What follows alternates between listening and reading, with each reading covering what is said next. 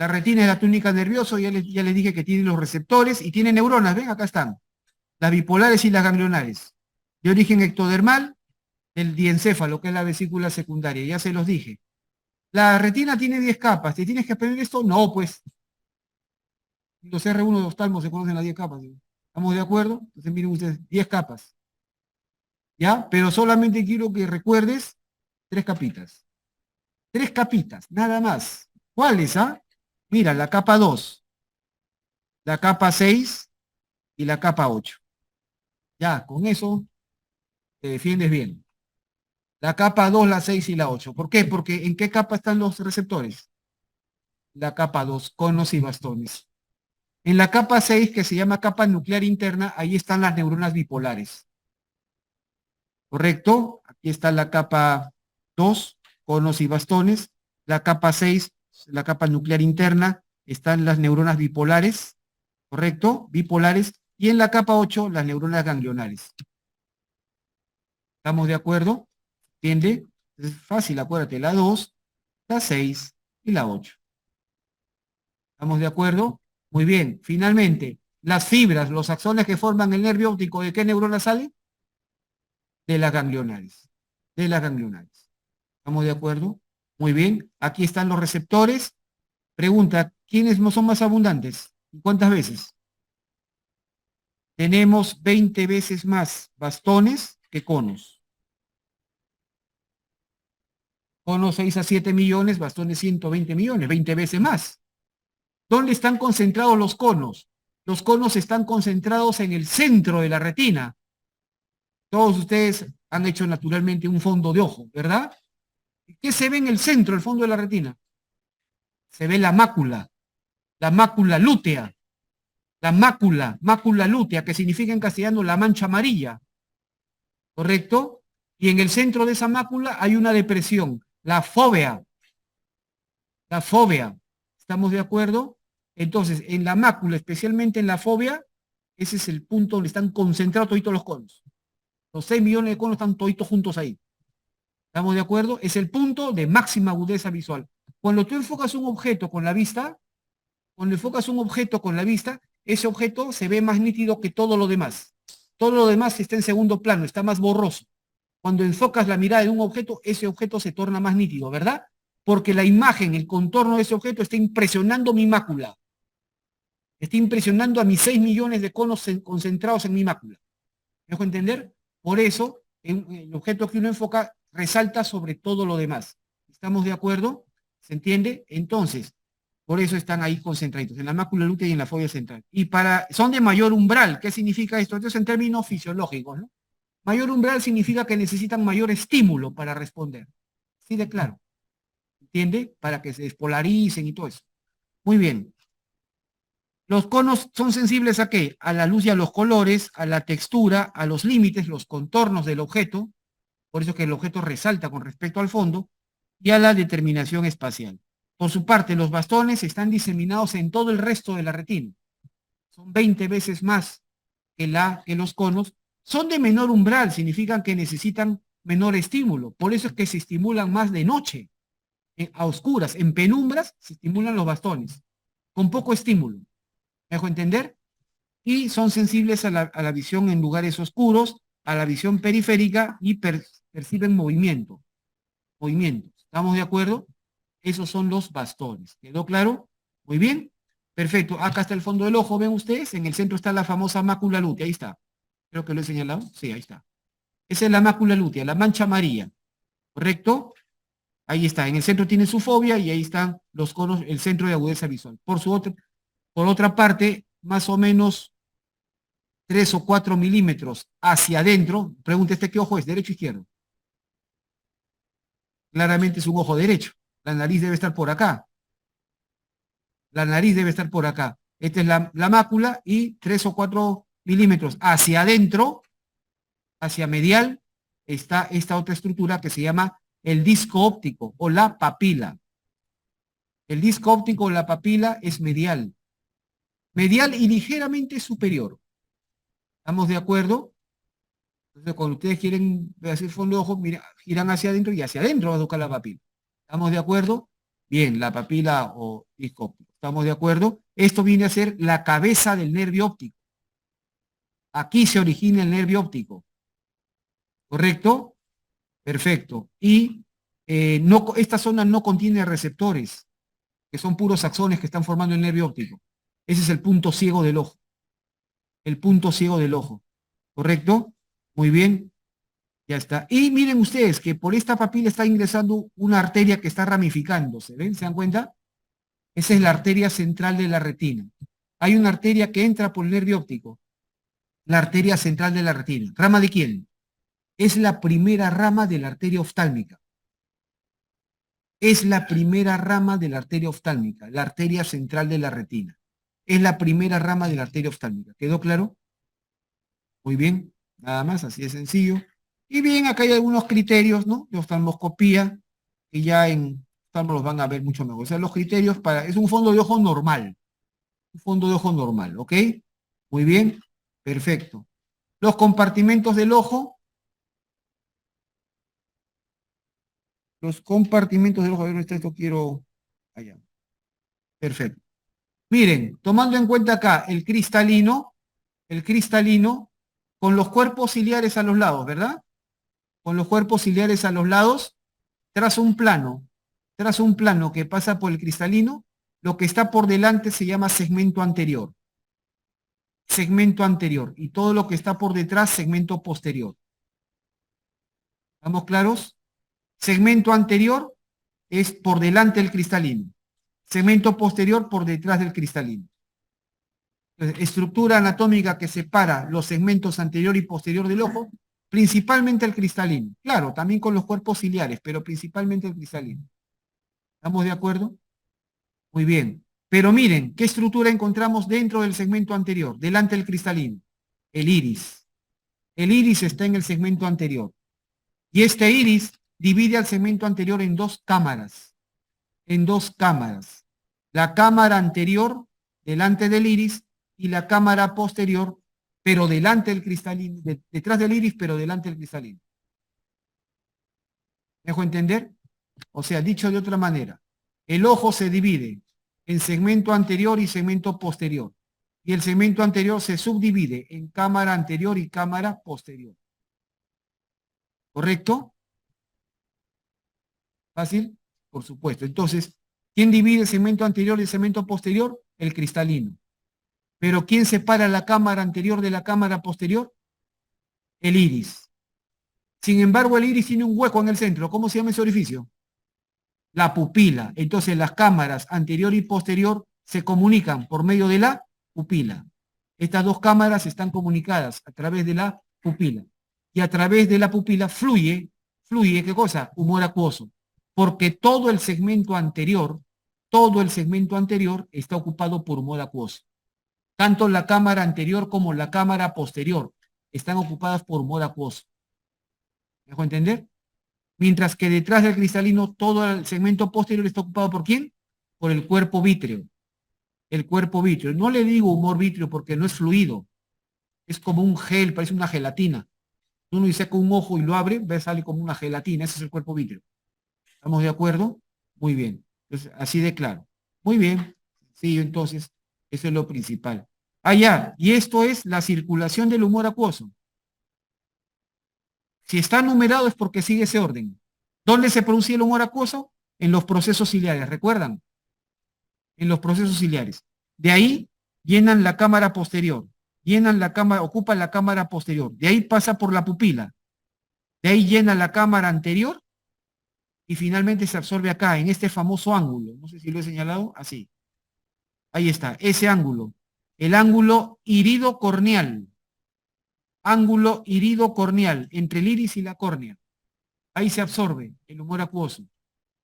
Ahí hay unos orificios que se llaman los orificios de Fontana, ¿correcto? Pero lo más importante es que recuerdes que se absorbe a nivel del ángulo irido-corneal, ¿correcto? El ángulo irido-corneal. O ángulo camerular, también le dicen los oftalmólogos, camerular, de la cámara anterior. ¿Estamos de acuerdo? El ángulo camerular de Fontana, le dicen. ¿Estamos de acuerdo? Cuyo valor normal me parece que va de 21 a 27 grados. En este momento estoy un poquito dudando. ¿Estamos de acuerdo? Muy bien, entonces, ¿está claro? ¿Entendió? Ahí se absorbe. Y este humor acuoso se vierte finalmente a un conducto que es el conducto de Schlemm. Y esto va hacia las venas. Ustedes saben que el humor acuoso está en constante circulación. Se produce en los procesos ciliares, se absorbe en los orificios que están en el ángulo camerular o ángulo irido-corneal y termina en el conducto de Schlemm. ¿Estamos de acuerdo? La acumulación de humor acuoso va a incrementar la presión intraocular, ¿no? Típico del glaucoma. ¿Estamos de acuerdo? Que el glaucoma no es el aumento de presión intraocular. El glaucoma es la degeneración de las fibras del nervio óptico, pero por alguna razón va asociado a aumento del apío. ¿Correcto? Entonces también ustedes van a estudiar, hay glaucoma de ángulo cerrado, glaucoma de ángulo abierto, se refieren a este ángulo, al ángulo irido corneal. La PIO normal va de 11 a 20 milímetros de mercurio. Es la presión intraocular normal. Muy bien, correcto. ¿Ya? Y allá, los músculos del ojo, fácil, son 6 músculos. Bueno, en la cavidad orbitaria hay 7 músculos. Hay uno que no mueve al ojo. ¿Cuál es? Primero, pues el elevador del párpado, este de arriba. El músculo elevador del párpado no mueve el ojo. Su función es levantar el párpado. ¿Correcto? Y de ahí tienes 6 músculos extrínsecos del ojo. ¿Cuáles son? Los dos oblicuos. Este viene a ser el elevador del párpado, este será el oblicuo superior, abajo este es el oblicuo inferior. Y los 4 rectos, el recto superior, el recto inferior, aquí cortadito aparece el recto lateral, y al fondo, al otro lado, es el recto medial. Es el ojo derecho, recto medial. O sea, el elevador del párpado, 2 oblicuos y 4 rectos. ¿Estamos de acuerdo? Muy bien. ¿Cómo están inervados? Acuérdate, el oblicuo superior es el único que está inervado por el cuarto nervio craneal.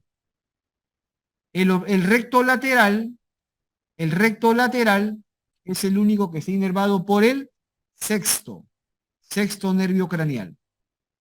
Todos los demás por el tercero. Todos los demás por el tercer nervio craneal. ¿Quedó claro? Ahí lo tienes también en la tablita abajo. El cuarto nervio craneal para todo lo que sirve es para inervar al oblicuo superior. El sexto nervio craneal para todo lo que sirve es para inervar al recto lateral. Nada más, no tiene otra función, son nervios puramente motores, inervan un músculo, están destinados a inervar un músculo. El tercero sí, inerva a todos los demás músculos. ¿Se entiende la idea? Y acá están las funciones. Miren, la cosa práctica, doctor. ¿Cómo evalúan ustedes un ojo, las funciones de estos nervios? Muy fácil, yo tengo acá el ojo derecho, ¿correcto? Tengo acá la nariz. ¿Estamos de acuerdo? Lo hago ojo por ojo, ¿no? La evaluación de nervios que ojo por ojo. Miren, tengo el ojo derecho. Si quiero evaluar al tercer nervio craneal, ¿qué le pido al paciente que haga? Que lleve la mirada hacia arriba y hacia adentro. Esa es la función normal. Si el paciente puede llevar la mirada hacia arriba y hacia adentro, el tercero funciona. ¿Estamos claros? Ahí está toda la tabla, puedes memorizarla si deseas, pero esto es lo práctico. ¿Estamos de acuerdo? Si le pido que evalúe al cuarto nervio, ¿qué le pido al paciente que haga? Que mire hacia abajo y hacia adentro. O sea, que se mire la punta de la nariz. O sin bajar mucho la cabeza, que trate de mirar al suelo. Ahí estoy evaluando el cuarto nervio craneal. Por eso siempre decimos que el cuarto nervio craneal es muy importante para bajar escaleras. Lo mira hacia abajo. ¿Estamos de acuerdo? ¿Entiende? Y por último, si quiere evaluar al sexto nervio, ¿qué le pido al paciente que haga? Que mire hacia afuera, que mire lateralmente. Que el ojo lo lleve hacia afuera. Hacia afuera no, sino lateralmente. A eso me refiero, ¿no? Lateralmente, no hacia afuera. ¿Estamos de acuerdo? ¿Se entiende?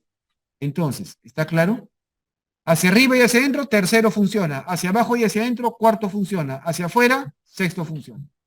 ¿Correcto? Entonces, por lógica elemental, por lógica básica, si fallan estos nervios, ¿qué desviaciones va a tener el paciente? Bueno, el paciente no, el ojo. ¿Qué desviaciones va a tener el ojo? Lo contrario, pues. Si hay parálisis del tercer nervio craneal, el ojo hacia dónde va a estar, desviado. Lo contrario, hacia abajo y hacia afuera. En la parálisis del tercer nervio craneal, el ojo luce desviado hacia abajo y hacia afuera. Como que estuviera mirando el reojo hacia abajo y hacia afuera. Y además, ¿qué más hay? Además hay caída del párpado, ptosis palpebral. ¿Y qué más hay? Midriasis, porque se compromete la función parasimpática. Esa es la triada característica de lesión de los nervios craneales, del tercer nervio craneal. ¿Correcto? Ptosis palpebral, estrabismo divergente, el ojo desviado hacia abajo y hacia afuera, y midriasis arreactiva, que no responde a la luz. O sea, ausencia de reflejo fotomotor, por falla del nervio eferente. ¿Estamos de acuerdo? ¿Entendió? Entonces no te olvides. El tercero lo preguntan bastante, ¿ah? Lo que vino hace 4 o 5 añitos. Entonces, ¿estamos de acuerdo? Entonces, ya sabes. ¿Ya? Ptosis palpebral, estrabismo divergente, desviación del ojo hacia abajo y hacia afuera, y midriasis arreactiva, que no responde a la luz. ¿Correcto? Si se lesiona el cuarto nervio, ¿hacia dónde se va a desviar el ojo? Hacia arriba y hacia afuera. Pero hay un detalle con el cuarto nervio. En realidad, cuando uno ve un paciente con lesión del cuarto nervio, el ojo sí se desvía hacia arriba, pero a veces va virando hacia afuera y hacia adentro. Y cuando el ojo se mueve hacia adentro, ¿qué aparece? Diplopia, aparece visión doble. O sea, en la lesión del cuarto nervio sí es claro que el ojo se desvía hacia arriba, eso sí, pero no siempre hacia afuera, como figura en algunos textos. A veces también se desvía hacia adentro. Y cuando el ojo se desvía hacia adentro, ¿qué aparece? Diplopia, porque se cruzan los campos visuales. Entonces el paciente, él trata de tapar su ojito, trata de cubrir su ojo, porque si no, mira doble. ¿Estamos de acuerdo? Entonces, desviación hacia arriba y con diplopia. Esa es la llamada clásicamente la mirada patética. Por eso al cuarto nervio le pusieron el nombre patético. ¿Estamos de acuerdo? Muy bien. Y por último, si se lesiona el sexto nervio, ¿hacia dónde se desvía el ojo? Hacia adentro, medialmente. Y ahí sí, el signo es estrabismo convergente, el ojo hacia adentro, y diplopia. Eso es lesión de sexto nervio. Lesión de sexto nervio. ¿Estamos de acuerdo? No se olviden. ¿Ok? ¿Cuál es el nervio craneal que se afecta más frecuente en la hipertensión intracraneana? Sexto. ¿Cuál es el par craneal que se afecta más frecuentemente en la meningitis tuberculosa? En la meningoencefalitis. Sexto. Salud, salud, doctor, salud. Entonces, cuando ustedes vean un paciente con MECTEV, entonces van a ver que tiene su desviación hacia el ojo hacia adentro. Hipertensión intracraneana también. ¿Estamos de acuerdo? Acuérdense. Muy bien. ¿Entendió? Perfecto. ¿Ya? Ya, muy bien. ¿Qué más? La arteria oftálmica, bueno, acuérdense que es rama de la carótida interna, nace dentro del cráneo. Su primera rama, ¿cuál era? Lo dije hace un rato, la central de la retina. Es su primera rama, ¿no? Y termina dando una última rama que es la dorsal de la nariz. Eso no es muy importante. Las venas oftálmicas, esto sí es interesante, miren, las venas oftálmicas son dos, oftálmica superior, oftálmica inferior, que van a drenar hacia atrás, ¿a dónde? Al seno cavernoso. Al seno cavernoso. Las venas oftálmicas drenan atrás hacia el seno cavernoso. Y además también se comunican adelante, miren, se comunican adelante con la vena facial. Es por eso que los procesos infecciosos subcutáneos en la superficie de la cara pueden ingresar al seno cavernoso. Pueden producir una trombosis de seno cavernoso por torrente venoso. ¿Ok? Nada más. Perfecto. Se acabó, ojo. Una palabrita de oído. El oído. El oído tiene 3 regiones bastante conocidas, ¿no? 3 regiones. El oído externo, el oído medio y el oído interno. ¿Ok? Lo concreto es bastante sencillo, mírenlo. Uy, perdón, ¿qué pasó acá? Quiero cambiar de colores. Ah, ya, muy bien. El oído externo. El oído externo tiene 2 porciones. ¿Cuáles son? Uno es la oreja o pabellón auricular. Y 2, el conducto auditivo externo. El CAE. el conducto auditivo externo. Esos son las partes del oído externo. El pabellón auricular, la oreja, ¿no? El pabellón auricular y el conducto auditivo externo, ¿correcto? ¿Dónde termina el conducto auditivo externo? En el fondo, en la membrana timpánica, en el tímpano. ¿Estamos de acuerdo? En el tímpano. Muy bien. El oído medio. El oído medio tiene una característica. Se le llama la caja timpánica o cavidad timpánica. Caja timpánica o cavidad timpánica es el oído medio. ¿Estamos de acuerdo? Y está separada del oído externo por el tímpano, la membrana timpánica. ¿Qué tienen en común ambos? Tanto el oído externo como el oído medio contienen aire. Normalmente contienen aire. Obviamente el oído externo está en comunicación con el exterior, ¿no? Contiene aire. ¿Y el oído medio por dónde se comunica con el exterior si la membrana timpánica está cerrada? Por la trompa. ¿Se acuerdan de esta trompa? La trompa auditiva, ¿no? La trompa de Falopio. Ah, no, de Eustaquio. De Eustaquio, la trompa de Eustaquio. Que la vimos también su orificio, ¿se acuerdan que la vimos en faringe? La nasofaringe. Comunica el oído medio con la nasofaringe. ¿Estamos de acuerdo? Ahí está, la nasofaringe. Correcto, la tuba auditiva, trompa auditiva o trompa de Eustaquio. Por eso es que el oído medio también contiene aire, normalmente. Y en el oído medio destacan estos tres huesecitos, ¿no? Estos tres huesecitos. ¿Cómo se llaman? El martillo, el yunque y el estribo. ¿Ok? Y el estribo. Están en el oído medio. Finalmente, el oído interno. El oído interno, también llamado el laberinto. Laberinto. A diferencia del oído externo y el oído medio, que están ocupados de aire, el oído interno está ocupado por fluidos, por líquidos, dos líquidos, la perilinfa y la endolinfa. ¿Correcto? Está lleno de líquido. ¿Estamos de acuerdo? El oído interno tiene dos componentes, el laberinto. El oído interno es el laberinto, así categóricamente. El laberinto tiene dos partes. El que uno ve afuera, el externo, es el laberinto óseo. Óseo. Mientras que por dentro está el laberinto membranoso. ¿Estamos de acuerdo? El laberinto óseo tiene tres partes. Uno, la cóclea. Cóclea o caracol. Este es el caracol, la cóclea. Ese es el caracol. ¿Correcto? Dos, el vestíbulo.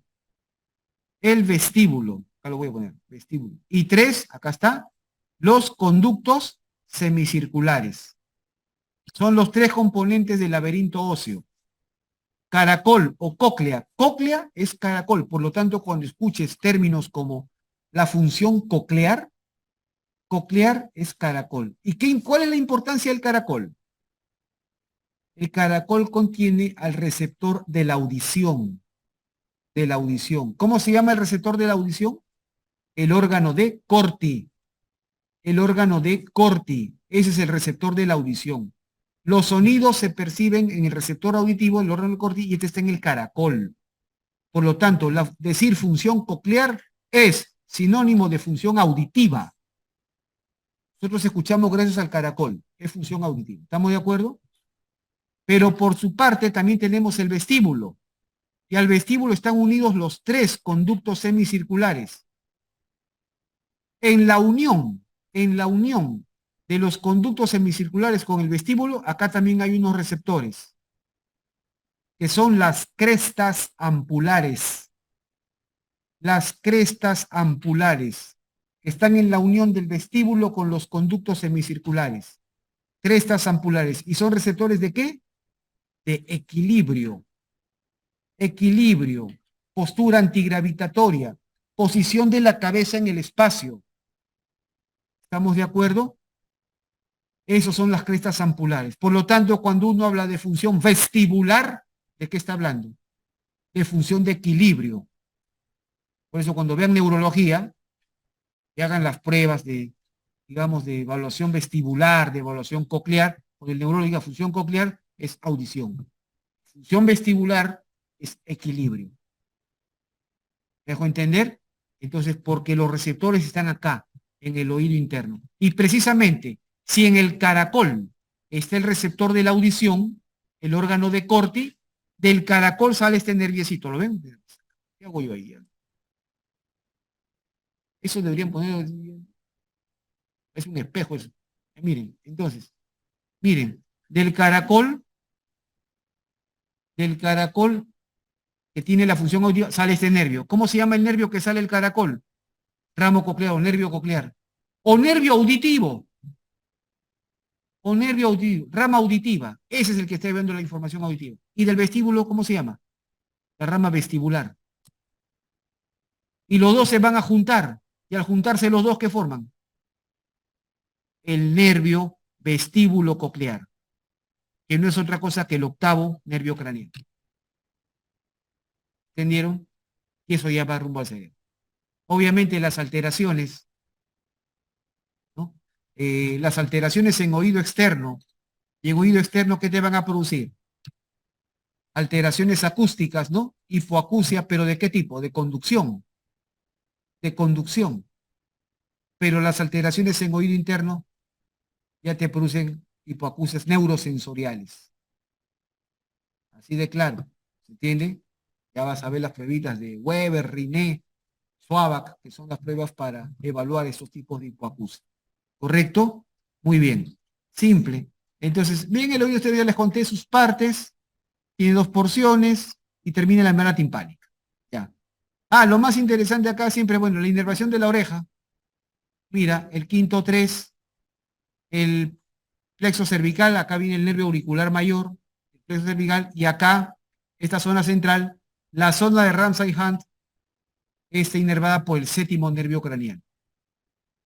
Por eso les dije en algún momento, cuando el paciente tiene una parálisis facial periférica, nunca está de más examinar acá la concha acústica, la zona de Ramsay-Hunt, porque podría haber de pronto herpes zóster ahí, ¿se acuerdan?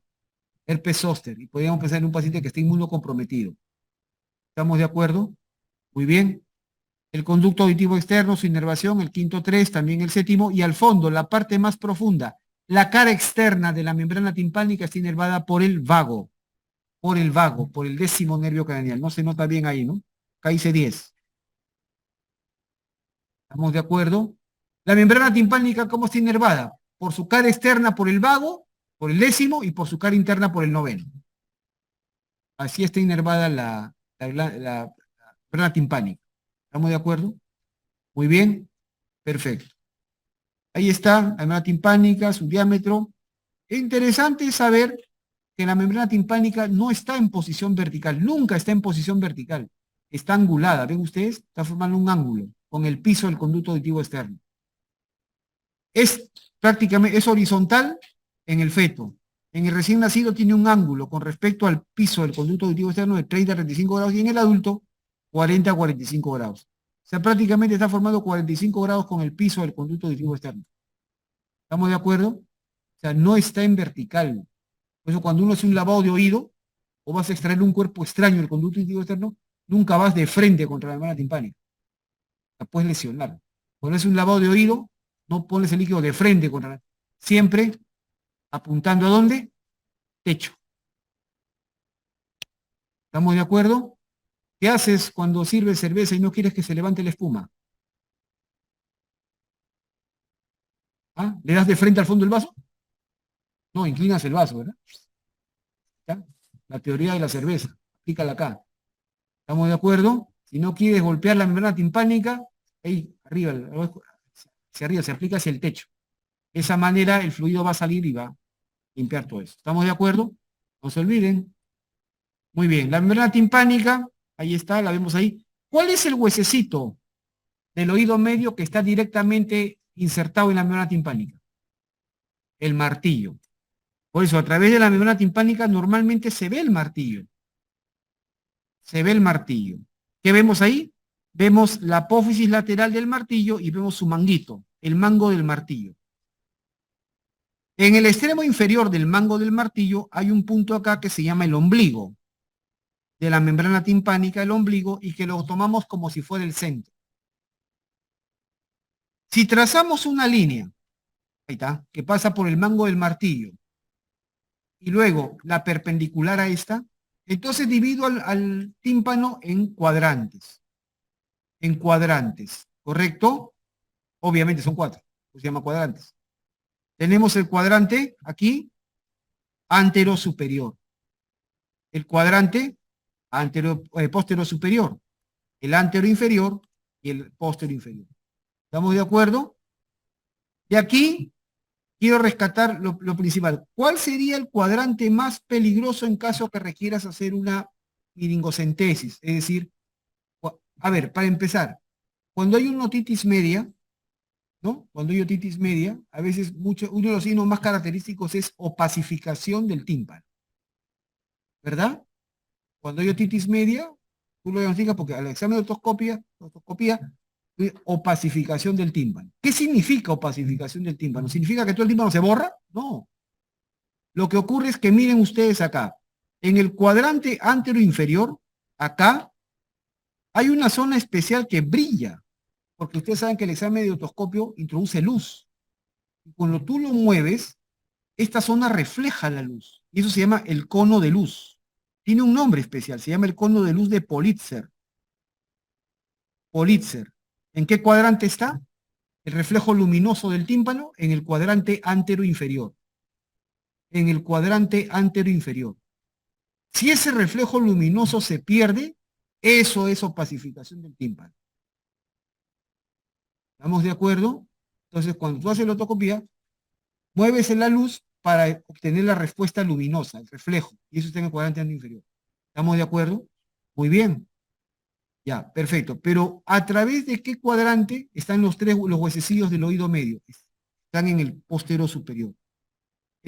A nivel del cuadrante postero superior, ahí están los huesecillos del oído medio. Y además también ahí está el nervio facial.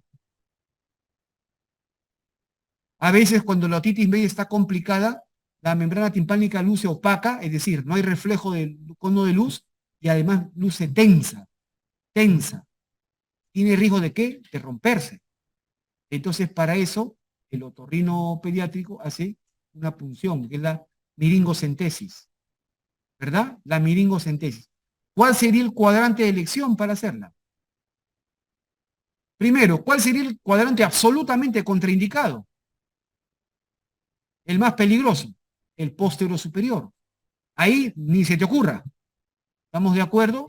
Porque a ese nivel están los huesecillos del oído medio y está el nervio facial.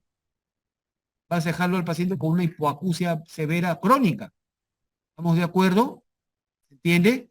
¿Cuál sería el cuadrante óptimo? El cuadrante óptico, el más inocuo es este, el póstero inferior. El póstero inferior. ¿Correcto? También, por si acaso, se puede hacer en el antero inferior, porque también no hay nada a través de él, pero pierdes el reflejo luminoso. Vas a hacer la cicatrización, va a hacer que se pierda ese reflejo luminoso y luego te va a ser difícil diagnosticarlo. ¿Estamos claros? Yo sé que más frecuentemente hacen por practicidad lo hacen en el cuadrante antero inferior. Porque abordar el cuadrante posterior es más difícil, pero es el cuadrante ideal. ¿Estamos de acuerdo? Muy bien, así de claro. Perfecto. Ok. El oído medio, ya les dije, se llama cavidad timpánica o membrana timpánica, tiene sus 3 huesecillos, ahí está. Y no te olvides esto. ¿Qué huesecillos están unidos a músculos? El martillo y el estribo. El martillo y el estribo. ¿Qué función tiene el músculo del martillo? Tensa la membrana timpánica. Pregunta, ¿cuándo tensa la membrana timpánica? Cuando la gente coloquialmente dice, para la oreja, para la oreja. ¿Me dejo entender? Cuando escuchas que están hablando mal de la persona que te cae mal, quieres escuchar el chisme, lo quieres perder. Estás parando la oreja ahí. Entonces, ahí estás contrayendo, tensando la membrana timpánica. Eso es el músculo del martillo. ¿Quién lo inerva? Ahí está, el quinto 3. No te olvides, la mnemotecnia es, no hay quinto malo, ¿eh? Quinto malo, quinto martillo. ¿Estamos de acuerdo? Quinto martillo, el quinto 3. Mientras que, entonces, en pocas palabras, el músculo del martillo actúa cuando el sonido es lejano. Cuando el sonido es lejano o es muy bajo, es un sonido lejano o bajito. Ahí te esfuerzas por escucharlo. ¿Me dejo entender? Paras la oreja, como dice la gente coloquialmente. Pero El músculo del estribo es al revés. Cuando escuchas un sonido muy alto y cerca, gente que se va a la discoteca, no sé por qué se paran al lado del parlante, ¿no? Y encima se ponen a conversar con el que está al costado. Y que lo escuchen, pues salgan, pues conversen afuera, ¿no? Entonces, así es, pues, pobre oído, ¿no? Pobre oído. Entonces, así es. El estribo actúa, el músculo del estribo actúa cuando el sonido es muy alto. ¿Qué hace el músculo? Separa el estribo de la ventana oval. La ventana oval es una membrana sobre la cual el estribo hace impacto y mueve los líquidos que hay en el oído interno. Entonces, cuando el estribo es muy estimulado, puede golpear muy fuerte la ventana oval y eso mueve con mucha longitud de onda los líquidos y eso puede afectar el órgano de la audición, el sector de la audición. Entonces, por eso es que este músculo separa, aleja el estribo de la ventana oval, protegiendo al oído interno, cuando el sonido es muy alto. ¿Estamos claros? Muy bien. ¿Y quién inerva? El séptimo. El séptimo. ¿Estamos de acuerdo? Bien, el oído medio convencionalmente se considera como una cajita con sus paredes, ahí están sus relaciones anatómicas. La famosa trompa de Eustaquio, ¿de qué pared sale? De la pared anterior. ¿Con quién se relaciona también la pared anterior? Con la arteria carótida, con la carótida interna, y por debajo con la vena yugular. Eso es lo principal, no se compliquen la vida. ¿Ya? Perfecto. Ya está. Luego tenemos el oído interno. El oído interno. ¿Ok? Formado por el laberinto óseo, ya les dije. El externo es el laberinto óseo por fuera y por dentro el laberinto membranoso.